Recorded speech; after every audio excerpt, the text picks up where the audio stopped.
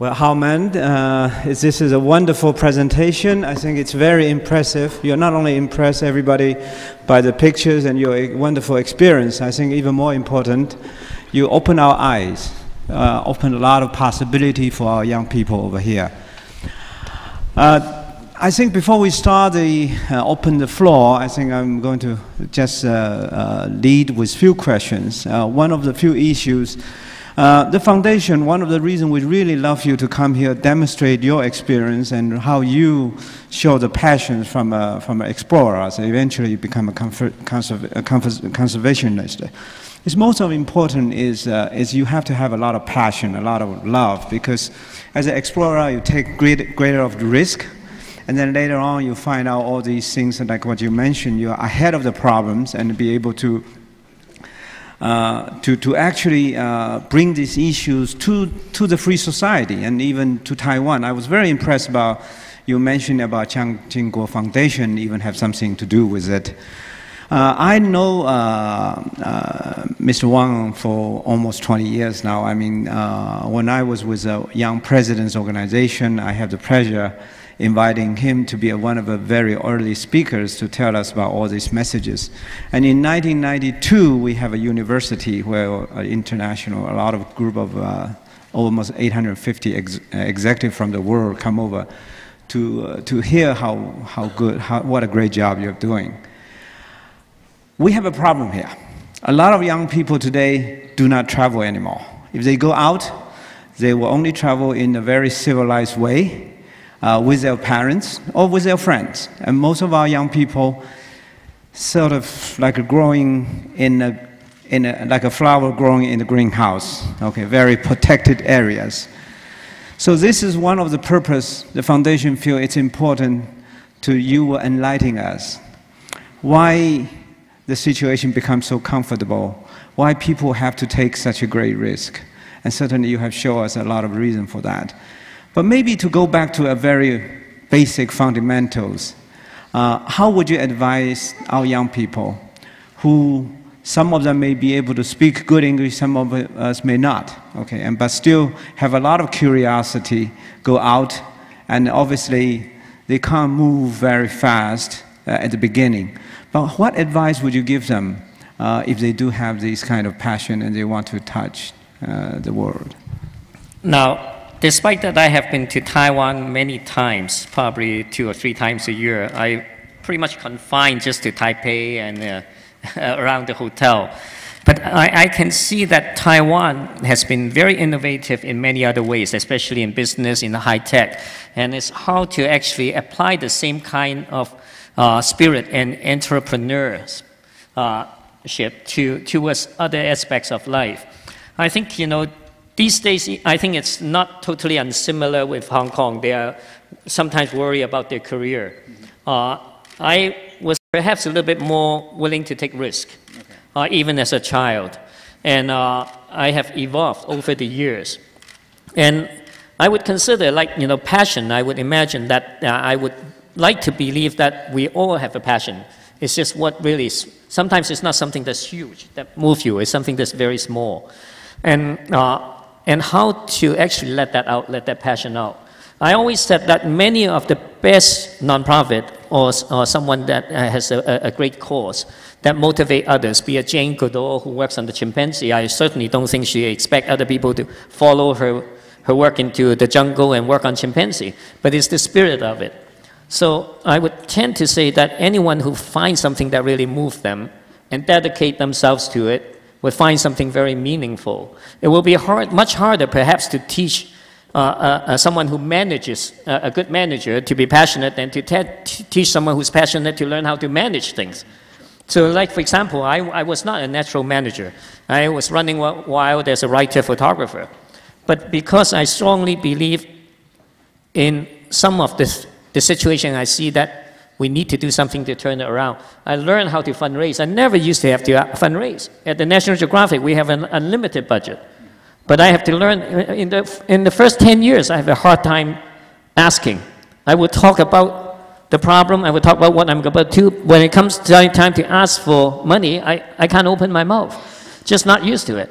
But I think if people are really passionate about something, be it in charity, be it about children, about the old people, about the nature around us, the environment, they will find resources. They will learn the skill necessary. In many cases, I look at really right now, many of the non-profit, they fundraise. If you're going to give me $100 and I spend it as $100 worth, you're happy. But if you're an investor, you give me 100, I give you back 100 in value, you're not going to be happy. But for nonprofit, we're not very demanding. We just expect them don't abuse the money. But we have to start thinking like entrepreneurs, the return on investment. How are we going to spend the $100 like it's 200? And how do you, the return on investment? So I think many of those, be it you are in business or you're in other skills, when you find something passionate, you have to apply also more lateral thinking, more innovation rather than traditional thinking. We're after all in the 21st century. How can we put ourselves on the map? How can a tiny organization in Hong Kong with 3.5 staff and 20 staff in China take on multiple projects, get on the world front? We've been on CNN 11 times in 10 years. We've been on the front page of the Wall Street Journal. I'm just like anybody. I learned it just throughout the years. When I first came to Taiwan, we were penniless. Had it not been for the Chiang Ching-kuo Foundation after 1989, all our support dried up. And in fact, it was through Taiwan's support that I finally decided to move to Hong Kong. I was living in Los Angeles at the time, and I found certainly we share a common heritage, the culture aspect. And what I was able to talk to them about, they understand. They were compelled to do something quietly and help us move forward. And that's why I left America too. In 1993, we set up our base in Hong Kong, and since then, majority of our support came from this area, Taiwan, Singapore, Hong Kong, and the rest of it mainly from Europe. So I think certainly the passion is here already, is how to tap at it. Are we only going to put our energy and resources within Taiwan, or do we feel Taiwan is already educated and affluent enough that we have to move beyond the island and move out? In Singapore, they're so tiny, they have no chance except to look out. So you find Singaporean all over the world now.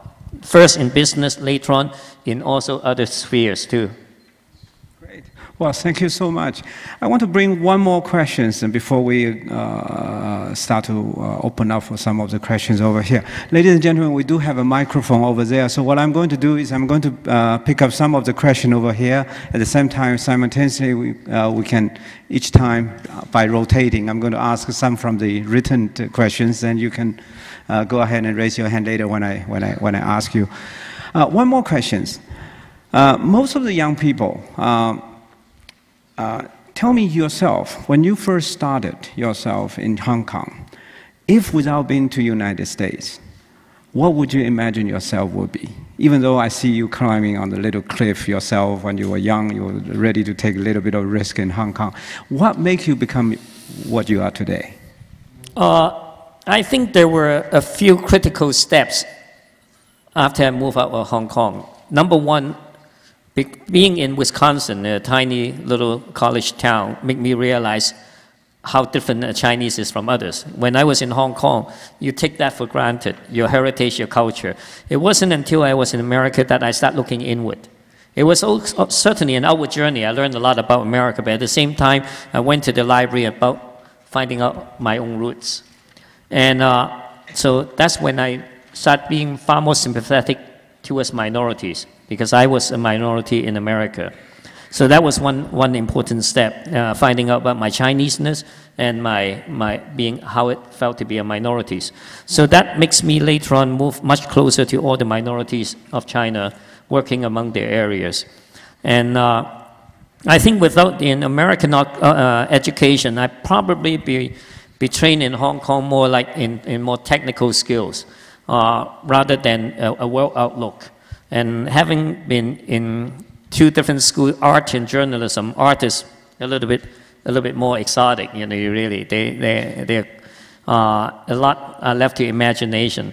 But journalism also is very intellectual. How to look at things from different angles, how to present something with different viewpoint. We all have our own biases, but we feel obligated to present other other sides of the picture too. I think it's certainly opened my eyes to the democratic process and how to present other points, allow other people to speak their mind even we don't agree with them. I think surely give everybody a good way of looking at themselves. I mean, now young people, a lot of them are thinking about whether or not they should stay in Taiwan to develop their career or they should go explore themselves outside of this country. And definitely, I think with the world is flattened now, and definitely, I think it's even more important for young people to see what's happening outside of this region. I will start with the first question over here. A gentleman is asking about what would you set a priority between culture, economy, natural preservation, and what would you think is the most important in orders? It really depending on each country's prerequisite, where they are at in their economy. I think when you are still in an underdeveloped country, then there's very little chance to say that we put conservation, be it to culture or nature, ahead of economic development. Certainly, from you see right now the best preserved area, both in culture and nature, are the most advanced country. They have the luxury, the resources to do it. So I think this is a moving target. As you're rising in wealth, in education, we get to realization that all these other things are also important to us. And I certainly see that as the case in mainland China, that the policy has always been there in conservation, both to culture and nature, since the 50s. The first national park in China, the protected area was set up in 1956, but whether they allocate priority and funding to it is a different matter. So whether they can implement it based on policy is depending on their sets of prerequisites. And at this point in time, I certainly consider Taiwan being very well developed, very well educated. So the priority should have shifted, that more resources, more wealth would be plowed back into conservation to culture and nature and find a balancing act. The more tricky question is that, I didn't get a chance to talk about another example. We're all very concerned about, let's say, the environmental impact, global warming. Now, 2.5% of the global warming is contributed by cement processing. Now, mainland China alone is 50% of that. We can't do away with infrastructure building, highways, dams, new buildings. But in the rural countryside, traditionally they use mud bricks, adobe walls, like those we see in Hainan Island. Now, those are the traditional houses that are being all pulled down and using cement blocks. But can we actually inspire them to retain traditional building, make it fashionable and very livable, very comfortable inside, such that it still maintains its culture? After all, many of the resorts are imitating those.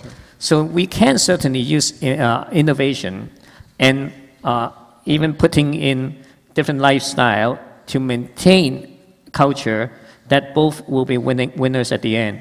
Great. Okay, Herman, in order to entertain more questions from the audience, I'm going to open the floor. If anybody wants to approach the microphone for the first questions in the public, anybody want to raise your hand? Please, gentlemen, this one. Okay, thank you, Mr. Yan and Mr. Wang. I'm a student in National Taiwan University.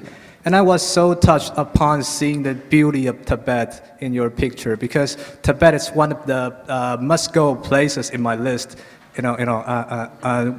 I must go there once in my lifetime. Yeah, but following the events since this March this year in Tibet, do you still consider Tibet a place that is friendly enough for young people from Taiwan or Hong Kong to travel?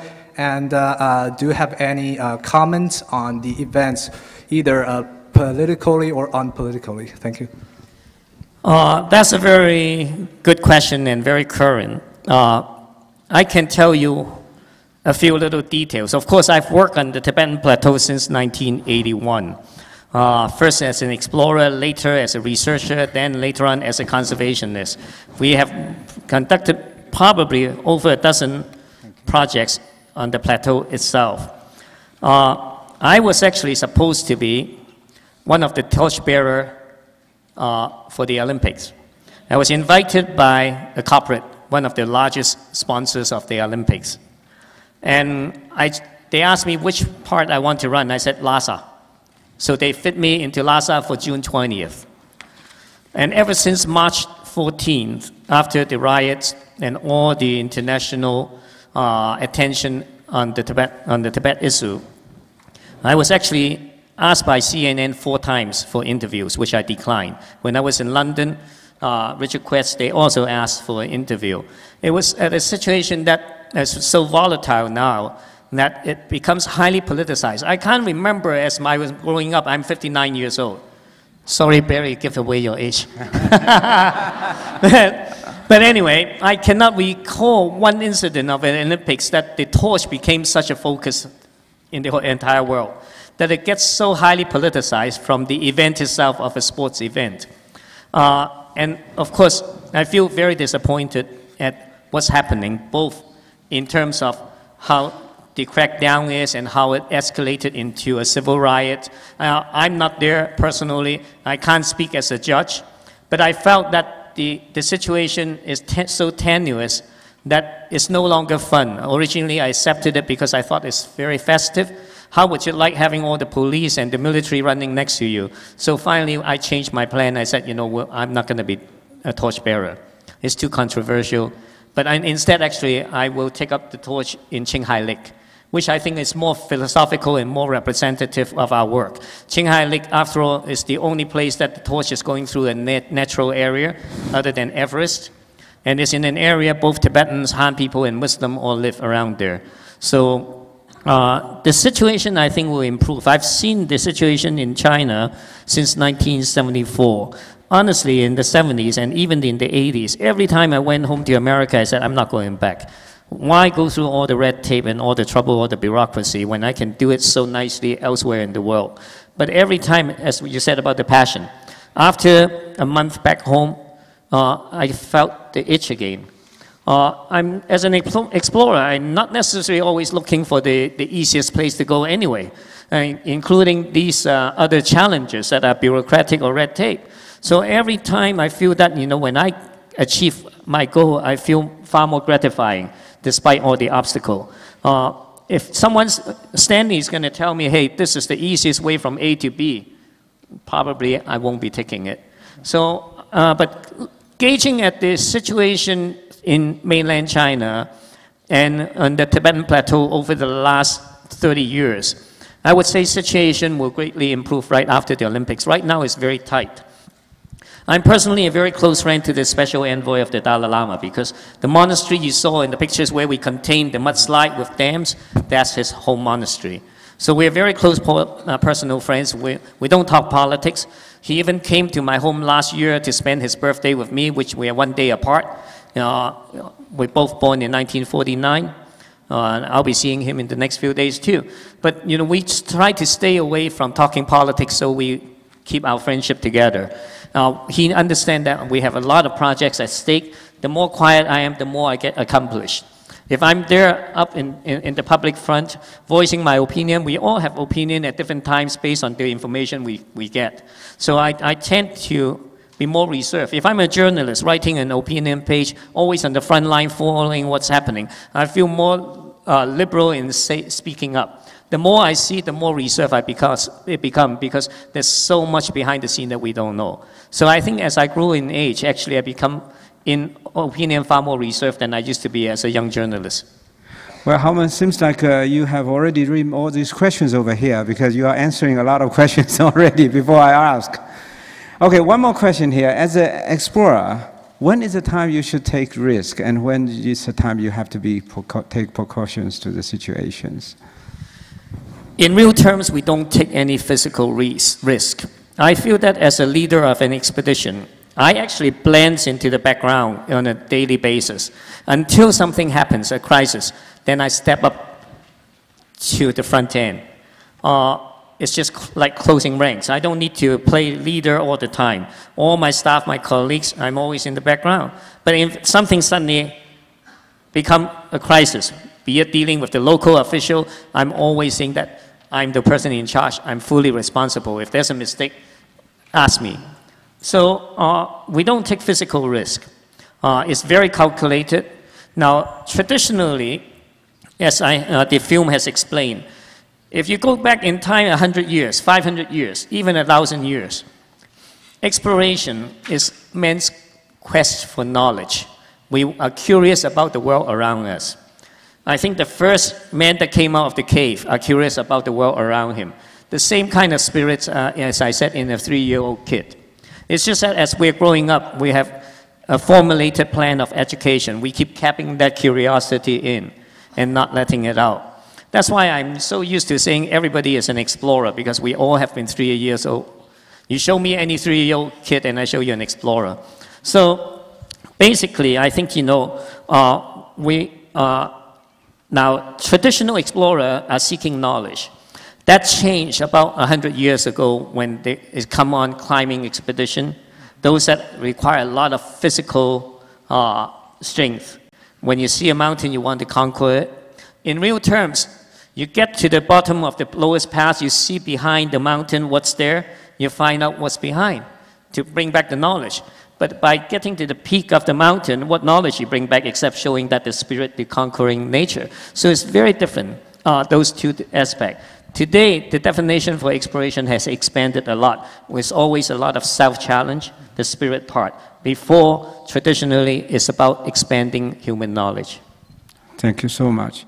I'm a student from National Taiwan Normal University, and as I listen to this wonderful lecture today and looking at all those amazing photos, I've come up with one question that I want to ask you. That is, among all the explorations and conservation jobs that you've done and the projects that probably you're planning to do in the future, I want to know that what are the key factors and what are the things that really interest you to make you decide to look into the project or to start another your journal, another exploration. Thank you. Thank you. Well, I think perhaps because of age and a little bit more experience now. In the past, when I saw something that I feel unique, that has value, and is being disappearing or vanishing, I wanted to do something to help. So more and more, however, now I'm seeing things that most people see as undervalued, don't even consider them valuable. But I see that we can unlock the value in it. So we're now, many of the projects, it's not like obviously you're seeing a diamond you know is valuable. A lot of times we're seeing things that most other people consider not of value, but we put in a management plan, interpret it in a way that people start seeing, oh, there's actually more than what meet the face. Like, for example, the Hainan Island Village. I saw it for the first time March 3rd last year. I found out by March 15, the government will clear that entire village of thatch roof houses and put them into just cement houses. And if you're considering a more advanced country, be it in Europe or Japan, that has the resources, one last remaining indigenous village of the people, 1.2 million Li people of Hainan, there's plenty of resources to save it. China foreign exchange reserve now is running at 1.5 trillion. Even invested badly, the daily return will be over 100 million US dollars. How minuscule it is just to save the one last village of the Li people. And it remained for us, a tiny little organization, to come in and put in a plan to save it. And even for us, that's minimal resources. In 3 years, I think they will see the value. So I think a lot of times, many of the projects, when you see enough of it, it manifests itself. It's not like I'm going around picking on projects. I don't have to go so far to look for worthy projects. Any back street in any city, there's plenty of worthy things to do.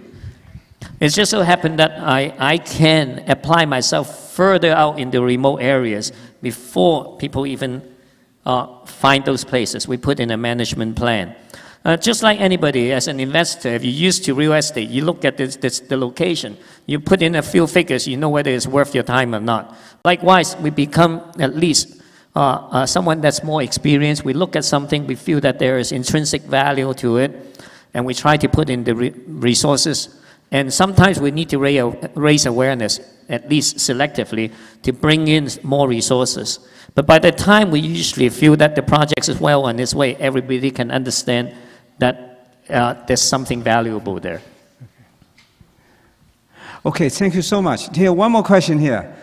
Young people like to know, besides the photographs and notes you're taking, any single thing that cannot be described out of your photos, your speeches, but in your memories, and which will touch your heart or cause your tears? Well, thinking back, I think I always say you can be moved by something that's very grand. Usually there's a scenery in nature that you feel a lot of humility. You feel suddenly how small we are in a grand sight. Those grand sights usually attract your eyes. But usually it's very small things that touch your heart. And I think those are the important moments, when something touches your heart that are usually very small, that triggers you to do something about things. I don't have any grand plan. We feel that we're a very small organization. We like to remain small. Last year, I was invited to Harvard Business School for a special executive program on nonprofit. There were 119 nonprofit groups there from all over the world.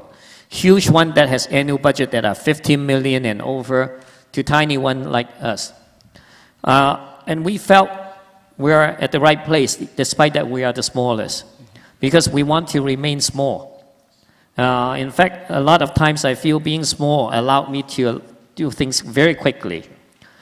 Just like in climbing expedition, you have those that are just 2 people going out called alpinists, or those that has 50 Sherpas following you. We're just very fast to react. And I try to keep ourselves small and become the measurement for the big guys. Now, when can you see a scale that is a mile long? Most scale you see are in inches and centimeters.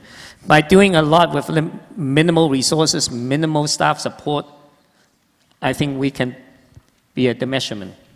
Well, Harman, I must mention to you, I mean, one gentleman and one lady was throwing questions. The English is very, very impeccable, and I'm very impressed with some of our young gentlemen and ladies over here. So I am going to open the floor for more people right now. If anyone have interest to come up and ask a question, please come and line up if necessary, and let's do one by one so we can save more time. Anybody wants to just come and ask questions, please. And thank you for the lecture. It was very, very inspirational. My name is Sue, and I'm Chinese American, but I also spent my childhood in mainland China and in Hong Kong. I grew up in New York. So I'm back here studying Chinese, and I thought it was very important I come to hear your speech, because I may possibly be returning to China to work.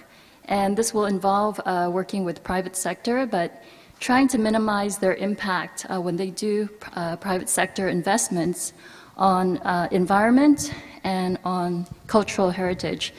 So this was very related to all the things you're talking about. And earlier you said that sometimes you think that economic development happens before there we have the luxury of preservation, but I usually think it should happen at the same time. So I was wondering, for people who are very concerned about these issues, like common people or nonprofit groups, how can we, in particular, engage with private sector and large industries and corporations that usually have the biggest negative impact on these issues? Thank you. Well, very good question. In fact, in the past, our society, small as we are not particularly good partners with other nonprofit or with business group. We used to have a lot of corporate sponsors, big name one like Shell and IBM. We start cutting back once we are able to get our support from foundations and the private sector. I always felt that as nonprofit, we are the third pillar of the society. You have the government, you have the business, and you have the nonprofits. I was recently at an award dinner in Singapore. Out of 10 recipients, 9 of them are from government and from business. We're the only one representing the nonprofit sector. Now, I always say business has to answer to their shareholders, return on investment. Government has to answer to the voters. Nonprofit, we may to some degree answer to our supporters, but at least we still hold some mission and value very endearing to us is certainly not just for the money. Otherwise, we will be in the private or public sector. I think the other possibility is more and more these days is what we call the social enterprise. Now, traditionally, if it's for a business like Stanley, you're looking for a return on investment. These days, investment cannot wait for long-term for return. If you're moving into an area like Tibet, like, for example, the yak cheese, we need to invest 3 years to experiment with it, expertise, finances, to start yielding even a stabilized product. If this is, let's say, any of the food product company, they're not going to wait 3 years. Your analysts won't allow you to put in money for 3 years waiting for return. So the nonprofit these days are not just doing charity, building roads or hospital or dealing with illness. You also need to take advantage of business opportunity. Basically, we nurse these projects all the way until we start releasing a profit and hand it over to a social enterprise or to a for-profit group. We're not interested in taking in the profit and plowing it back because we don't have that expertise to deal with the market. But we nurse it all the way to when they start realizing a product and turn it over to a social enterprise. So I think more and more that you're going to see that in between line is from the business side to the nonprofit, but in between you're going to have social enterprise. Many of those that has the enterprise skills, but rather not just to taking out as much profit as they want, but returning those to the local community. That is an area that we are also looking very seriously at. Okay, I think for the young people, another curiosity is in your private rooms, there are a lot of books and a lot of information. In other words, besides being an explorer, I mean, you really have to study hard, culturally or most of the intellectual informations. How would you encourage the young people to do so? Well, in reality, a lot of my books, I acquire copies here from Taiwan. Recently, we had the project in Hainan Island. We met one of the scholars from Zhongyang Yanjiuyuan, and he was studying the Tibetan village next to our center. So I asked him to look through the library here for books, material in Hainan. So now our tiny project site in Hainan Island has around 150 manuscripts and books on Hainan Island. It became a basis for the primary research there as well. My own library probably encompasses around 4,000 to 6,000 titles on Western China, different aspects of it, natural science, culture, history, and we're just about to turn that over to ownership by the society, by my organization, so that it will be organized and made accessible to anyone. And we're also making duplicates in our centers in China. And so I think Taiwan has a wealth of knowledge base here. I used to even go to the library of the Mengzhang Weiyanhui to go through their books and make copies of it. So I think anyone who has a dedication can find a wealth of information in the Taiwan University. After all, a lot of the material has brought over in 1949.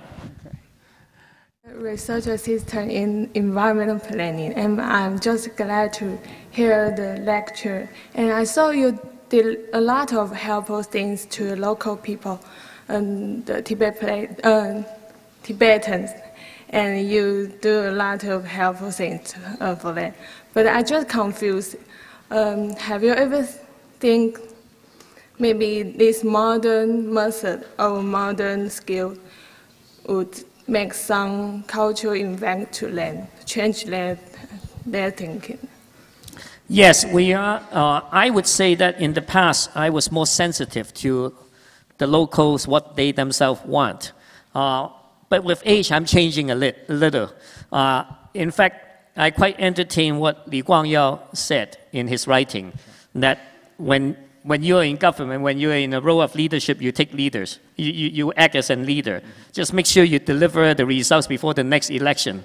So basically, you know, we do a lot of work sometimes like preserving the black-necked cranes. At one point in a village where they used to kill a lot of them, it's so much simpler to tell them that that's a bird of fortune. You bring back luck if you kill them. At least you stop their killing first. You know, you don't have the time to explain to them all the sciences and the biodiversity. But later on with the younger children, you can go through the whole rigorous education process. But with sometimes you just want to get the ends met first. So each case is different. Now, for example, we have a project we're just about to start. It's merging both traditional culture with modern use. Historically, there are many water mills throughout eastern Tibet, all the way to Guizhou, Yunnan. Water mill meaning that they use water power as a way of grinding flour, be it wheat or maize or just corn. So many of those are being taken apart now that many of the villages start getting electricity. And that's clean energy to start with, using the water running down the river as a mill. So for us, this year, we're going to start reinstating some of these mills, water mills. Not just for grinding, but adding on a small power generator on top of it. So while it's clean energy that they can still use, it also generates enough electricity to drive the lighting use that they need. If you hook up to the grid, which is not always there, most of the time it's there, but once in the dry season, you don't even get that much electricity in many parts of Tibet and in Yunnan. But with these small grinding mill, additional function of power generator, driving light, light voltage, bulbs, it serves their local needs very well. We've been putting in solar panels too to many of the villages, such that they start having hot water to use. So many of these, we are addressing clean energy, but at times, as I said, with the grinding mill, it's integrated into existing technology, reviving it. So we just have to think more creatively and with more innovation, having added value. Occasionally, I start a project just as an excuse, but we keep a very open mind and keep adding value. We don't let any chances pass by. It's just like a multi-headed hydra. We may start it for one reason, but soon it'll branch out into taking multiple aspects into play. Because after all, the world is very interconnected. There are many things that are interrelated. There are many interest groups. If I'm going to address situation, like in the old days, I was living in California, even in the 70s, since we have a Chinese American here. When I was living in California in the 70s, even in California, conservation is an uphill battle. It's considered anti-government, anti-industry. You need all kinds of legislation in court to change it. And even dealing with wildlife, you may come together as what they in China call a united front. Someone may want to save the animals because they love animals. Others may be because they are Buddhists. A third one may be because he's a scientist seeing a crisis. So you join hands together. But at some point, the scientists may say, wait a moment. It's very healthy recovery to a certain point. We can start actually managing it for exploitation use. But the animal lover will still want to save it. The Buddhists still don't want to kill. So everybody comes to the table with a different agenda and different reason. There are times you can work together. There are times you can work apart. We come to also in conservation that in seeing the degradation, the vanishing of something that is valuable. Now we felt that even in culture, recently I realized, what's the point of telling young people about their culture when next thing they want is always the latest fashion, listening to the modern music rather than to the traditional music? Much better yet, we use age segmentation. In our Hainan project, we're going to use those that are retirees, that are over 50, to be custodian of their culture. Because at that age, you start getting more attached to your own roots and culture. Young people, let them be fashionable. So you'll be far more effective by using age segmentation. At your age, there are, of course, exceptions. There's some of you that love history and love culture. But in general principle, even you look at the Tibet situation earlier, we talk about which one you see on TV, see them in traditional Tibetan clothes. Come on, give me a break, So, many of them speak fluent English. But they all have a different political agenda. It's not just about culture. It's too complex to be analyzed at this point. I'm going to generalize some of the question over here, but it's very interesting. People are talking about, in one way, Taiwan is open up for tourism, so especially from mainland China. On the other hand, tourists sometimes can be a distraction too. I mean, can be also a distraction to the culture and can be a distraction for the development as well. How would you describe, with your experience, about how in one way we love to preserve the areas or the culture that we have, on the other hand, to entertain the visitors who is anxious to see things probably can be very shallow as well? I think it's, again, a matter of management, and Taiwan has plenty of management skills and management expertise here. I was once asked in the year 2002 to be an advisor at World Heritage Site in China, in Sichuan, Jiuzhaigou. I first visited it when it was just a forest station. By the time I went there, it was 20,000 daily trying to go through the gate, paying a large, fairly high ticket price to go in. So how are you going to serve, the public interest of seeing a World Heritage Site without ruining it? And I don't have a ready solution, but one suggestion I have is to, again, do segmentation. There's some areas that you charge very high price. Some of the best areas should be open to all. Some select area maybe use pricing. Just like, not everyone can go to your hotel or go to a spa. But you use the price segmentation to reserve some space. If you really like it a lot, you save up your money to go. So just doing time segmentation, the early hours from 7 to 10 may be reserved for high price photographers. Someone can pay a huge price and go in and meditate. But everybody should have access to it too during the other hours. Most of them just want to take a picture in front of the scenes with themselves standing in front, with a whole crowd. So I think through both monetary segmentation, time segmentation, you can still manage a lot. And I think Taiwan have plenty of management experience to take care of it. Take the issue at hand, think of creatively, there's always a way out. I'm glad our upcoming Prime Minister is here, so he's listened to your message too. It's going to be his problem too. Well, ladies and gentlemen, any other questions you would like to bring in on the floor? Please. Hi, I'm Mr. Wang. I'm a student from Taipei First Girl High School, and I was wondering, how would you define things as valuable and necessary to preserve? And should we just go out and preserve everything? Shouldn't we give priority to things that are more essential, or should we just preserve things of great diversities? Thank you. Well, how do I say? Fortunately, as an explorer, I cover a huge ground in Western China throughout the minority areas. So there's always things you see that you want to help, be it if in education, in healthcare, with the aging people, with the degradation of environment. And there are more and more nonprofits setting up in China too. So we're more interested in setting small models that are innovative and have added value. And so I think if it's something that everybody see and feel important and feel that valuable, there's plenty of resources, or something that can get on the front page, a lot of people will be helping. So wherever we feel that other people can do the job or do it even better than us, we tend to bypass them.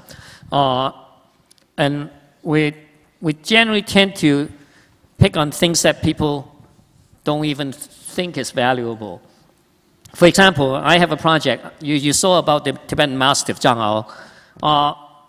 When I visited, we were looking into projects near China's border with Yunnan province, Burma, Myanmar today. When we were there looking around for 2-3 trips and for several years, I couldn't find anything interesting to do or that matches our skills. And suddenly I realized that, I asked about Burmese cats. Burmese cat is considered a very expensive pet in the rest of the world. And none of the Burmese people know there's a Burmese cat around anymore. For over 70 years, there's no more Burmese cats in Burma. So we start searching the world, where are the best breeders? We want to reintroduce Burmese cats. You can say, hey, that's not very valuable. There are far more urgent things to take care of in this world. But for me, we have done all kinds of projects, and suddenly I realized, well, the cat's supposed to come from Burma, that's their national integrity, and they don't even have one pair there. So we searched high and low. Eventually, we found them actually, of all places, in London at Harrods. For 3 years, even the Harrods pet shop don't have any. So we start bringing in these Burmese cats in Hong Kong. We breed them and ready for reintroduction to Burma. So if you calculate how much we pay for these cats, they don't even want to sell these cats at Harrods. You have to have a local address. You have to sign an agreement not to breed them. You have to bring in your whole family for an interview before they sell it to you at Harrods. So we used 3 proxies, friends that finally got these cats for us, shipped them to Hong Kong. We've been raising them with the first couple litters of kittens as insurance before we're willing to start sending them over this August. So 2 houses are built now on a lake in Burma to be the breeding center for Burmese cats. Now, if we calculate how much these cats are worth, from Harrods we paid £900. After shipping them over, raising them, all those, maybe around £1,500 per cat. That's a dollar value, easy to calculate. But for example, when we first have the first litter born in Burma, if I'm going to give the first 2 kittens to Aung San Suu Kyi, who's been in house arrest for 18 years, can you imagine the value, what it's worth? Okay, so there are a lot of ways to really add value to things. When you can calculate it by dollars, that's easy enough. When you can, it's immeasurable, that's when it's priceless. So many of the sites, you saw where I live. People thought, wow, it's a nice place with a garden. When I first saw it, it was considered a squatter area with trash all over. No one would be willing to touch it. There's no pier with a boat coming in. Everybody walked down the stairs, 800 steps to get there. It's a village that predates the British in Hong Kong. It was like a junkyard. We created that piece by piece. We used old furniture that people junk. We have furniture from IBM, from Coca-Cola, from people who throw it away. Basically, we put pieces together. One of my projects I didn't get to talk about was trying to save the golden monkey. When I got there, I found out that the Lisu people were traditional hunters. They believe the golden monkeys were their ancestors, so they don't kill the golden monkeys. So the government feel that that place is so well preserved for the golden monkeys, they make it into a nature reserve. So the local people that are traditionally hunters are not allowed to hunt anymore. So we created hunting festival for them. We make a film about them. Then all the old traditional houses that are log cabins are disappearing. They are making into Tibetan style. They live right next to the Tibetans. We talk about Han people turning Tibetans into Han culture, where the Lisu are living next to the Han, not the Tibetans, they're becoming more Tibetanized. All the Han people in mainland China are turning into Western clothes. No one complained, but when the Tibetans start wearing Western clothes, it becomes Sinalized. So we tend to really has double standard, triple standards. For the Lisu, eventually what we did was, we found out they are no longer, today, every home used to have a grain storage cabin, log cabin, that is for grains. These days you have enough supply of food to buy from the market. You don't need to store your grains for 1 year, 2 year, year to year. All those are fall into disuse. We buy these little cabins for 2,000 renminbi each. We put them all together like an entire village of 20 houses now with its own museum. Even the banyan tree is asking to use it. People are willing to pay $100 to live in these old cabins. There were 2,000 renminbi each. It was considered junk. We put them all together. And that's how we create value. As a nonprofit, of course, we're not looking for financial return, but our return is in very intrinsic value. Good afternoon. My name is Li Cha-ta, and I'm more than a graduate student, but I'm also an active environmentalist. And I'm doing a lot of social movement. From your lecture, I've learned that conservation may not only be a pure goal for us, but we have to take care of the real need of the local community and people. But my question is, when every time we step in a community, we found some issues or found some problems, but to us, the problem is, when should we intervene? When should we take actions? Because we know that every time we import a lot of resources, especially for the foreign resources, into the community, it changes things. And we have to consider that if we can devote in this community for a long time, and this resource, will this resource be sustainable? And we have to take a lot of consideration about the project. So I want to ask, how do you make your judgment? When should you take actions? Because it may change a lot of things when you take this action to change this community's culture. Thank you. I think it's assessing actually not just your target and your goal, but whether you have the right resources and whether it's the right timing. I tend to be using examples that are successful. Certainly we have failure in our years. I won't say failure, but I back off from many projects and come back another time. I'm a very stubborn person. Also, I'm very impatient. So I can't sit around waiting for things to happen. If, let's say, it's bureaucracy or the local people stonewalling us. But I've learned that, you know, if it's not the best timing, I go about to my other projects. That's why I keep so many projects around, is because I get bored too easily. So I move from project to project. Each of them will take small steps forward. There's certainly timing is very important. I tend not to believe in just feng shui or things like that. I think at different timing it becomes a different situation. We have a project in Xinjiang where we're trying to preserve the only Asiatic beavers on one river coming in from Mongolia. First time we went there with a whole crew, we said we're trying to help. We showed them our track record of what we have done in other places. No, they won't even let us get close to inside the door. I went off. The next year, we only sent in funding and helped them with their own research. I said, you know, here we really are concerned about the beaver, 就是这个河狸啊, Asiatic beavers. And they took the money and worked on it. The third year I went back, they welcomed us with open arms. So I think there are things that you use as tactics. There are other projects that you can't delay, just like in Hainan Island. When I saw the village, it was March 3rd. And March 15th, they're supposed to pull down the entire village. At that time, all the important leaders were in Beijing for their big meeting. I couldn't even find anyone to intervene. So it took a lot of effort. It will be not truthful if I tell you after 30-some years I don't know many government leaders, even the old cadres. But my personal philosophy is that I don't go to high government official. I always do things localized unless I run into big trouble.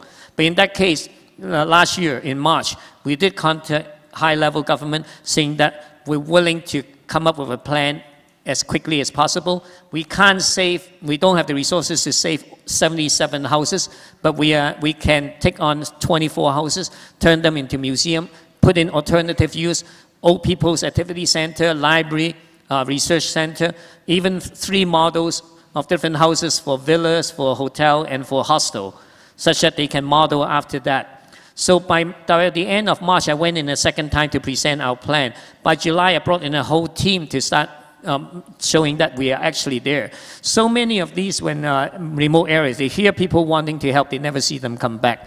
We tend to have a track record. We move very fast. We're right on the ground, communicating with them. We also take their interests at hand, what they want to see. We use that as a sweetener. We sometimes use that like a bait. You know, if what they want to do, we also do that on the side if we can afford it. Well, continue with our questions. I mean, there are situations people, the local villagers, they do not like you to intervene. So they want to change how you can. If the resistance is too great, certainly, you know, I back off. I think, you know, we're not in position. I'm not in a government or a legislative. We don't have law in our hands. So, you know, there are certainly many regrets in those cases. I think we've all learned to be sensitive to the local, what they want themselves. But at the same time, there are all kinds of incentives you can play. I think business use that very well in many cases, and why not in conservation? We have our different agendas.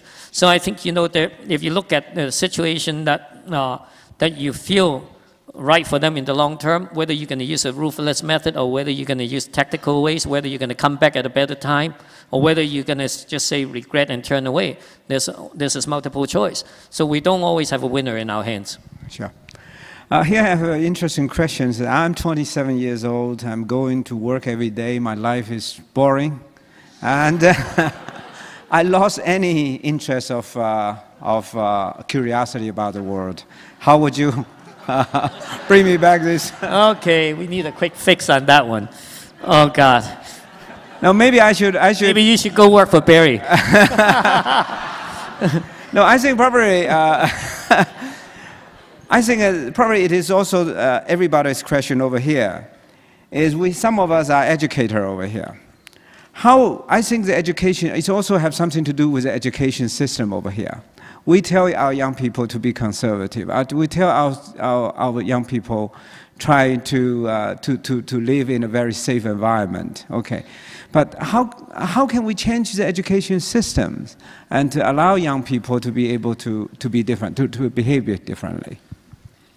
Well, personally, I went on a rough ride too. I think because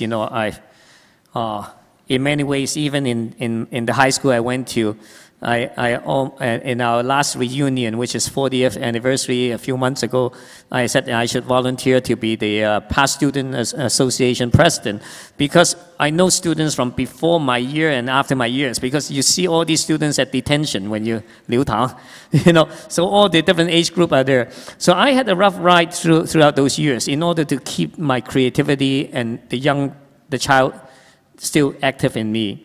As I said earlier, we all have some part of our 3 years old inside us, but it's kept in. How do you allow that? In the education system, I think more and more we see it structured. Everything has to be spelled out, the curriculum. I have many YPO members that send their kids to me, and I keep telling them, I have no curriculum. I don't know how to teach them. The only thing I know how to teach is actually more like lateral thinking, that everything, a lot of things you think impossible, once you take the first step, small steps at a time, then it works out. So I would tend to think with education system, if they integrate, not just like an outward bound into it for them to go to the outdoors, but allowing some room, let's say even 10% that are more creative, that they can still act like a child, that can be quite healthy.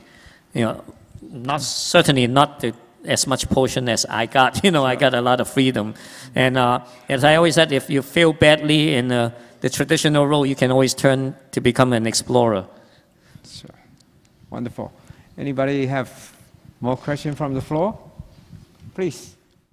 Hi, I'm Cindy, and I'm currently a senior high school student. And I must say, I want to live a life as you, Mr. Huang. And I have a few questions. I've heard about the global warming issue and climate changes, and I'm wondering if we can still preserve the culture when the places are destroyed by climate from those disastrous changes, like, when the sea level rise up 20 feet, or when the places where the culture used to harbor become desert. How can those culture or tradition or value system survive? And that's my little opinion, and I want to hear more about from you. Now, I'm not an expert about the rest of the world, but at least from the case in the Tibetan Plateau that I see, I also work in the desert of Western China. Now, in fact, in the Tibetan Plateau, they're suffering on behalf of the industrial age. They don't have industry there. Global warming is affecting a lot of the glacier. Now, the Tibetan Plateau has over 26,000 glaciers. All of them are receding, except a few. So they're becoming, drying up. It's not being replenished. And many of these water sources, the glacier, when it used to be equalized by replenishing it, it's the life source of the rest of Asia. All the major rivers of Asia, be it the Yellow River, the Yangtze, the Mekong, the Salween, the Brahmaputra, the Indus, the Ganges, all starts from the Tibetan Plateau. When we are losing these water sources and not replenishing it, eventually it's going to have an adverse effect for especially many of the human population downriver that are heavily populated. On the plateau, 1/4 of China's land area, 5.5 million Tibetans, you don't feel the impact as heavily. But when it goes downriver, then the effect is certainly there. When they're losing the pasture, which I talked about earlier, how to turn that around, I don't have a ready solution, but I think one way is to cut back on the livestock by creating higher value for what their product can give out.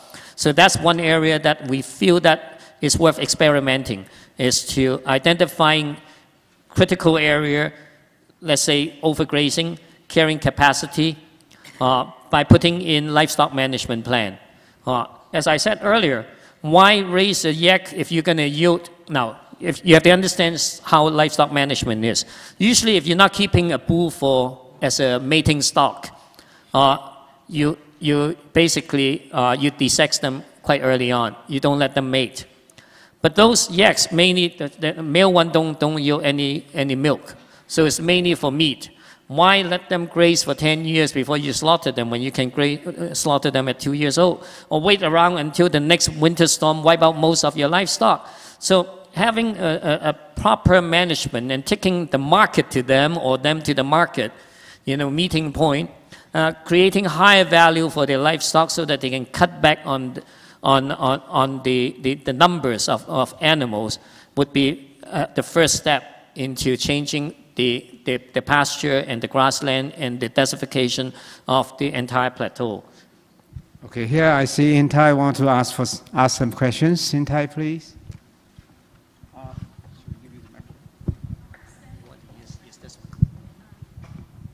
Hao-man, if you do not mind, I have a question, but the questions are directed towards 3 gentlemen here among our friends over there. I have one simple question which I like to have the answer from Barry, Lin Baili, from 蔡明介，联发科的董事长, and 刘兆玄教授. The question is, if there's one position available and you have 2 young people, fresh graduates, applying for the same job,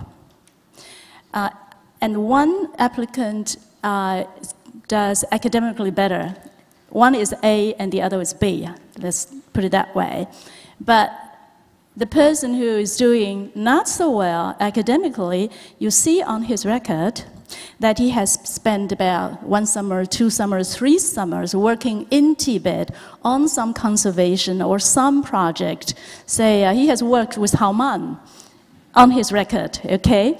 So what are your considerations? Which do you value higher? 中文讲就是同样一个位置2个人抢，对不对？如果有一个人是他的 record， 他的这个履历上面告诉你说，他除了这有正常的功课成绩以外，他还做过，他到西藏去做过这个志工，他到 Ecuador 去做过志工，到山上去做过什么事情，这样的经验你在考虑的时候会不会有所不同？你把工作给谁？他们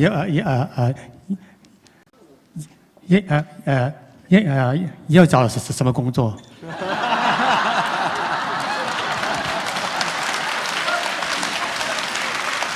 如果他们要找的是要做sales marketing 的话，我是找那个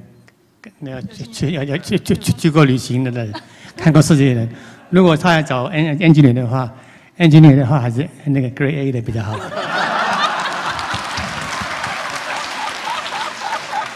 联发科同学们听好哦。我因为这个百里讲的时候，我还是没有带起来，所以会受影响。我耳朵没有遮住，所以会受影响。不过刚刚让我讲，我直觉的反应就是说，大部分其实我第一个反应跟百里一样，说到底那是要做什么工作啦，也要先想一下是要做什么工作。 这是第一个，但是我后来想说，应该不管我当然，如果刚才白讲 marketing sales 这个有志工，这个是绝对很重要。那 engineering 是不是一定就用 Grade A？ 我是不一定了，哦，对，你就看你这个 engineering 是哪一类了，哦，所以我的结论应该可能大部分情况下，即使是 engineering， 我会想说有做过志工可能会好一点，因为希望 engineering 将来以后。 可能他的工作会有一些变化嘛，哈 ，career 也不是说一路一直下去了，哦，那这个不晓得是不是受百里影响，因为他讲这样，我又不能敢跟他讲一样，哈。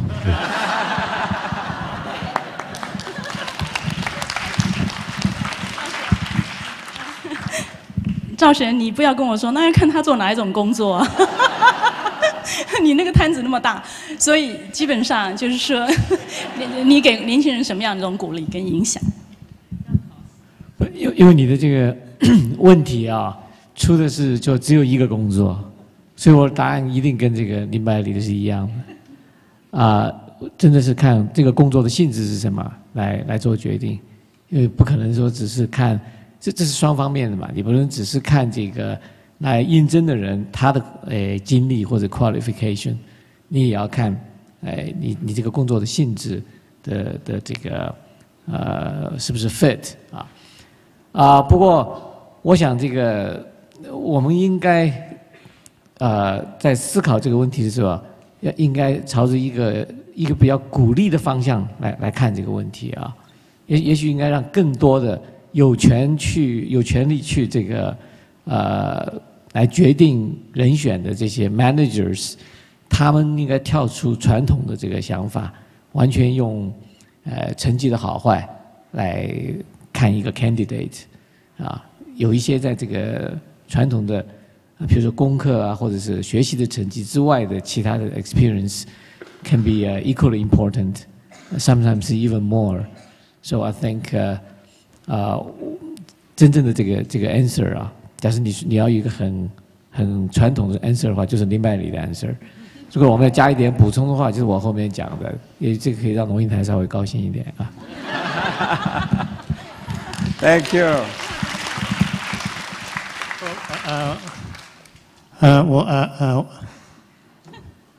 我们这一代是那个为了那个三餐那个而去奋斗，去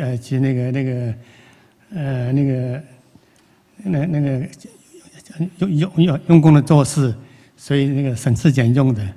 你们这一代是在这个温室里面长大的，所以说你们除了工作，你们还有很多的那个事情要做，可以做，所以说你也可以把你那个 Grade A 的 engineer 做好，你也可以去西藏去玩了。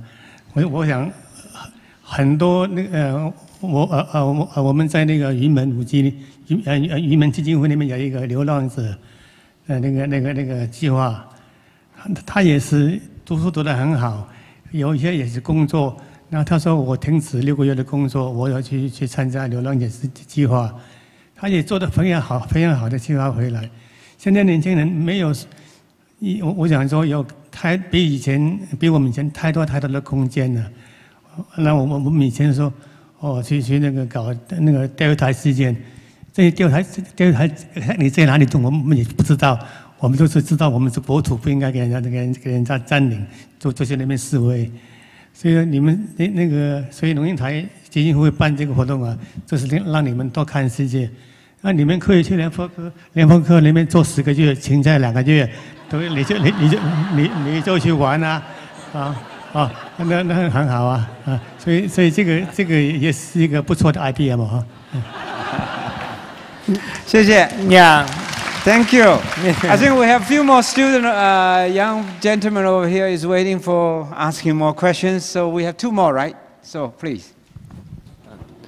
Mr. Huang, Mr. Yan, I have 2 questions to ask. That you have referred during many of your projects that are multidisciplinary projects, and I'm wondering how do you manage and coordinate those multidisciplinary specialists or founding or these researchers? This is my first question. And second one is a little bit personal. And I'm wondering, as you spend most of your time during your journey, your expedition, how do you deal with your children and your wife and your family? Thank you. All right. Should I answer the personal one first? Well, when I was at the National Geographic, we look around all our colleagues. Practically everybody has been divorced or on multiple marriage. And last week I have one of my colleagues being my house guest, Michael Yamashita. Recently he did a lot of stories, a big story in China, Jinghe, Marco Polo and all those. He's one of the rare kinds, he still stayed with the same wife. But most of them actually didn't last very long. But I have children. As they were growing up, I have long absences. In those days, China was very remote and very difficult to get to. So it's not unusual each of my expedition lasts 3 or 4 months. I remember when my daughter was born in 1982. I left when she was 1 month old. When I went home, she was 6 months already.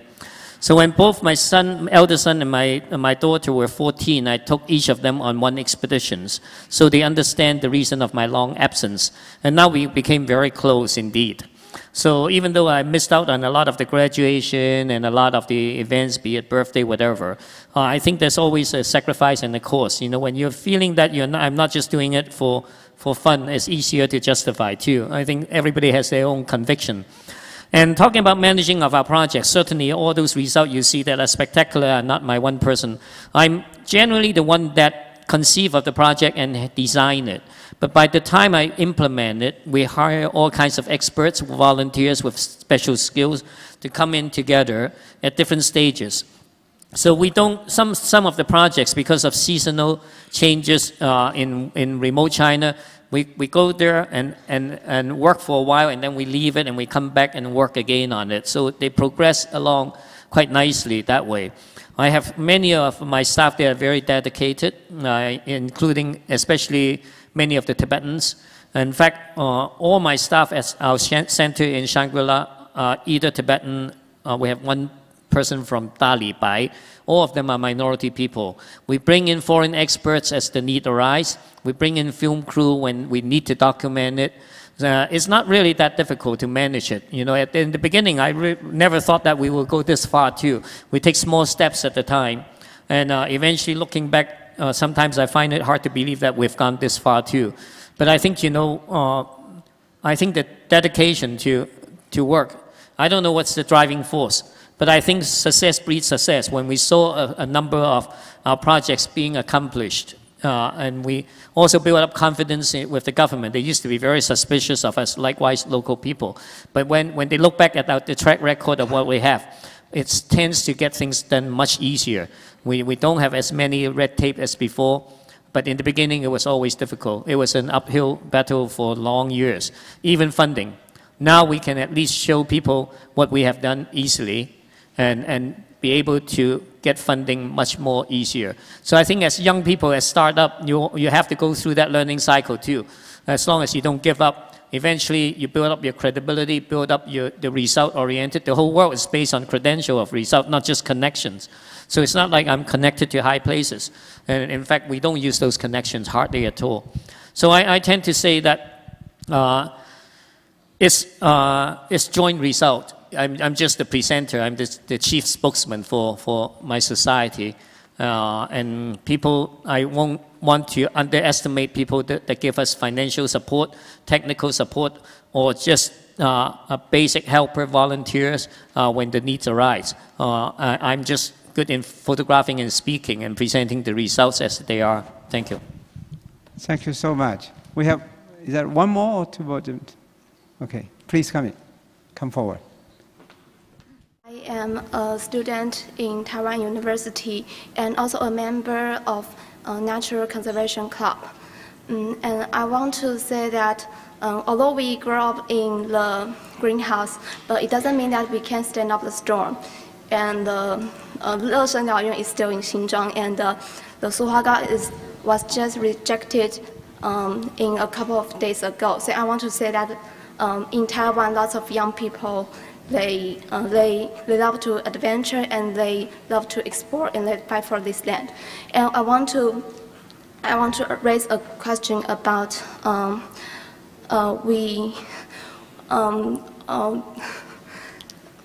to do the conservation, we must communicate with local people. We have to think globally and act locally, right? But what if what you do will affect local people very, very much, affect their economics or something like that? How do you communicate with them? And how do you make them trust you? And that's the first question. And the second question is that I always wonder that how do you know that you are right? Because you have to be responsible for what you do. And what if the result is not what you expected? How do you face it? And the third question is that how do you negotiate with the government? Because in Taiwan, the conservation it's very hard for local people to do conservation, because the legal system for conservation in Taiwan is not compact, and it's complicated. When some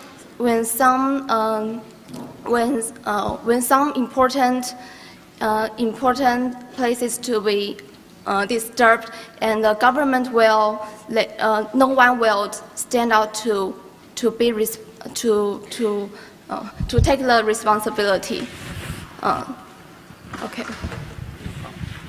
All right. I may answer a little bit out of order here. First of all, even as a journalist, despite that at school we're taught to present both sides of the pictures, I think any of the best journalists would have their own mindset, that we believe in what we believe in. I'm not necessarily right, we're not necessarily right all the time, but we still have our belief. And we tend to take that at hand. We try to be sensitive to the local needs.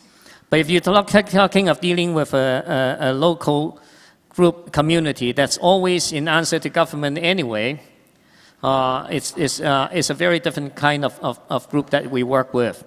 Let alone some can be very superstitious or religious. There's some that may be a traditional way of thinking, a lifestyle. How do you know you're right?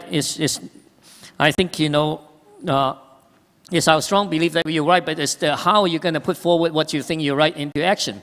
Are you going to do it with tactics? Are you going to do it in different phases based on how they can accept it? Are you going to take small things at a time to, as you said, gaining their trust? If showing the local government or the local community what we have done that helps in other places is not good enough, you simply have to build that confidence. We don't always win the case, as I said. There are certainly times that they're so suspicious that we can't get much done. But there's so many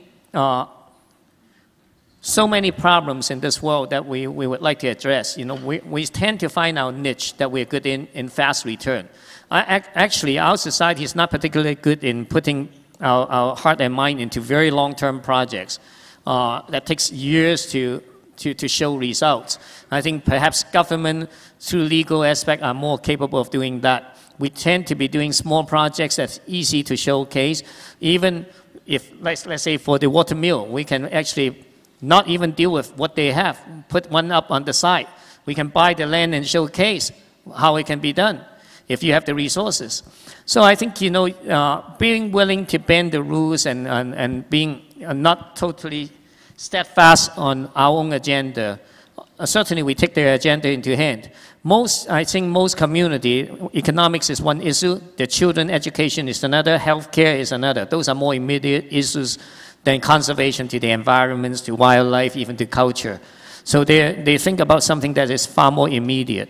And we have to address those. Like in the community right now where we have our center, we pay for the little van that take their kids to school. Otherwise, they all drop out because it's 1 hour to walking to the 3rd grade and 2 hours to walk to 4th grade. So most of the students abandon school until we put in and hire a few minibus to take care of them. We're certainly not in this business to be shuttling children, but it is an incentive we can easily achieve such that we become a partner in other projects too. So I think, it's a give and take, just like, other partnership in business. Now, we may come in with different agenda. They may not think it's, sometimes, I think each case by case, you really have to assess it differently. We certainly have times that we have to find that the local sentiments is so great that we have to back off. But in most cases, I think, these days, at least in the area we operate, we're able to eventually win the trust and continue onwards. Thank you so much. Well, ladies and gentlemen, good things still have to come to an end. The time is up right now. I cannot entertain everybody's questions, but I really think this is a wonderful afternoon. I think, Howman, you've been here. it certainly give a good examples for our young people to follow, and especially for someone coming from Hong Kong, as small as Hong Kong, okay, and then you explore yourself from United States, and then further coming back to your own, to China, and develop such a wonderful achievement that we really admire you, and a lot of respect to you too. And thank you for your wonderful presentation, and also thank you. I see a lot of heart over here. Everybody certainly want to take you as a role model, and thank you for foundation to supporting these programs. You, Barry, and also especially thank you for the sponsors, for our wonderful sponsors over here. And ladies and gentlemen, would you want to say something in closing, or want to say that how thankful I am to be able to address a wonderful young group here. And basically, you know, we're all aging, you know, and I think certainly the future is in your hands. Barry earlier talked about succession, and I think if my lecture today can inspire any one of you to pursue your own dreams, I would have considered that we have many successes. OK， 最后我还是OK。最后我还是要特别谢谢啊，这个所有的这个 program 呢，都是由这个联发科技啊这个来赞助，没有他们的支持啊，我们不可能有这边。我们是用热烈的掌声去谢谢他们。